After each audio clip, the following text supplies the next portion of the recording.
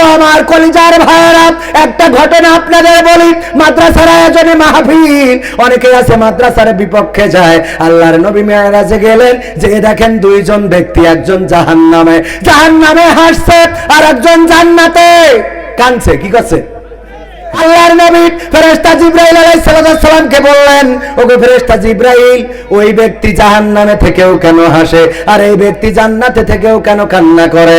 আল্লাহর নবীকে জিবরাইল আলাইহিস সালাম জানালেন, ওগো বিশ্ব নবী, এই লোকটি যে জান্নাতে, সে ছিল একজন আলেম, সে দুনিয়ার পরে একজন আল্লাহওয়ালা ব্যক্তি ছিল।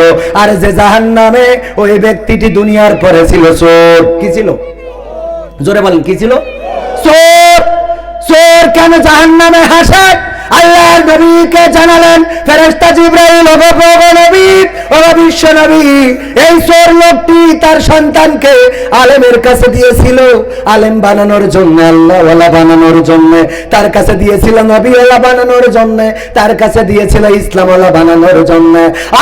আর ওই আলেম লোকটি তার সন্তানকে দিয়েছিল চোরের কাছে, দুনিয়ার চুরি বিদ্যা শিখার জন্য, দুনিয়ার সচ্ছলতার জন্য, দুনিয়া থেকে যেন টাকা পাচার করে সুইস ব্যাংকে রাখতে পারে, তার জন্য, দুনিয়ায় যেন ওই তিরানের চাইল মারি খাতে পারে, তার জন্য, দুনিয়ায় যেন বিরেজির জায়গায়, রডের জায়গায় যেন বাস ঢুকাই দিতে পারে, তার জন্য।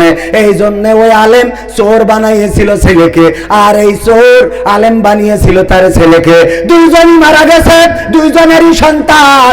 আলেমের ছেলে চুরি করে আর চোরের ছেলে ভালো আমল করে, আল্লাহওয়ালা কাজগুলো করে বেড়ায়। এই কারণে ওই সন্তানদের একটা নেক আমল ওই আমল নামায় সাদকায়ে জারিয়া হিসেবে আসছে। এই আলেমের আমল নামায় গুনাহ এত পরিমাণ এসে গেছে, আর কিছুদিন পরে তার নেকির পাল্লা হালকা হয়ে যাবে আর বদির পাল্লা ভারী হয়ে যাবে। এই জন্য জান্নাত থেকে সে জাহান্নামে ঢুকে যাবে অল্টারনেট হয়ে। আর অপর দিকে ওই যে চোর, তার ছেলে ভালো কাজ করার কারণে, আল্লাহওয়ালা হওয়ার কারণে, নবীওয়ালা হওয়ার কারণে, কোরআনওয়ালা হওয়ার কারণে যত ভালো কাজ করে, তার একটা নেক আমল এই বাবার আমল নামায় এসে জমা হতে থাকে, সাদকায়ে জারিয়া হিসাবে জমা হতে হতে ওই চোরের গুনার পাল্লাটা হালকা হয়ে যাচ্ছে আর সওয়াবের পাল্লাটা ভারী হয়ে যাচ্ছে। আর কিছুদিন পরে এই চোর মুক্ত হয়ে জান্নাতে চলে যাবে। তাই জাহান্নামে থেকেও এই চোর হাসে আর জান্নাতে থেকেও ওই আল্লাহওয়ালা কান্না করে। ওগো আমার ভাইয়েরা, এই মাদ্রাসা আপনাদেরই প্রতিষ্ঠান। এই মাদ্রাসায় যত ছাত্র পড়ে, তারা তাদের পিতার নাজাতের ওসিলা হবে, তাদের মাতার নাজাতের ওসিলা হবে, তাদের আপনজনদের নাজাতের ওসিলা হবে।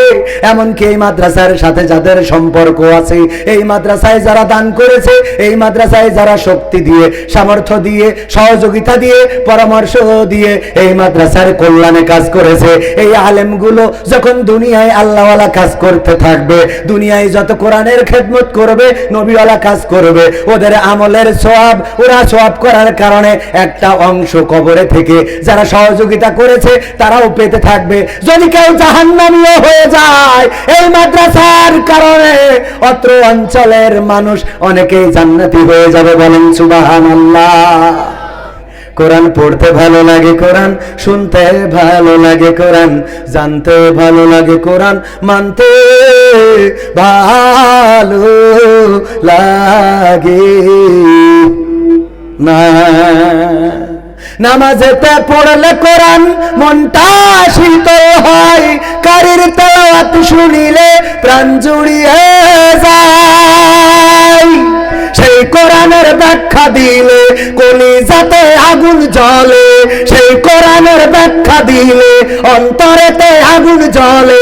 বিরোধিতাও চলে কেন তা জানি না।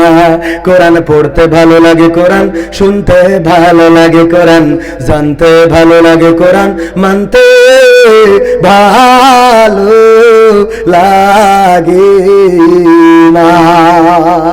কোরআন পড়ে অনেক লোকে শুরু করে দিন, তারা আবার চাই না দেশে কোরআনের আইন। ঠিক না বেঠে? কোরআন পড়ে কত লোকে শুরু করে দিন, তারা আবার চাই না দেশে কোরআনের আইন। এটা যে কেমন নীতি, তাই তো দুর্গতি, করছে মোদের ক্ষতি কেন তা বুঝি না। কোরআন পড়তে ভালো লাগে, কোরআন শুনতে ভালো লাগে, কোরআন জানতে ভালো লাগে, কোরআন মানতে ভালো লাগে না। তারপর কি করে? কোরআন বুকে চুমু খাওয়ার লোকের নাই অভাব, সেই কোরআনের বিরোধিতা আবু জাহেলের স্বভাব। কথা কয় না? কোরআন বুকে চুমু খাওয়ার লোকের নাই অভাব, সেই কোরআনের বিরোধিতা আবু জেহেলের স্বভাব।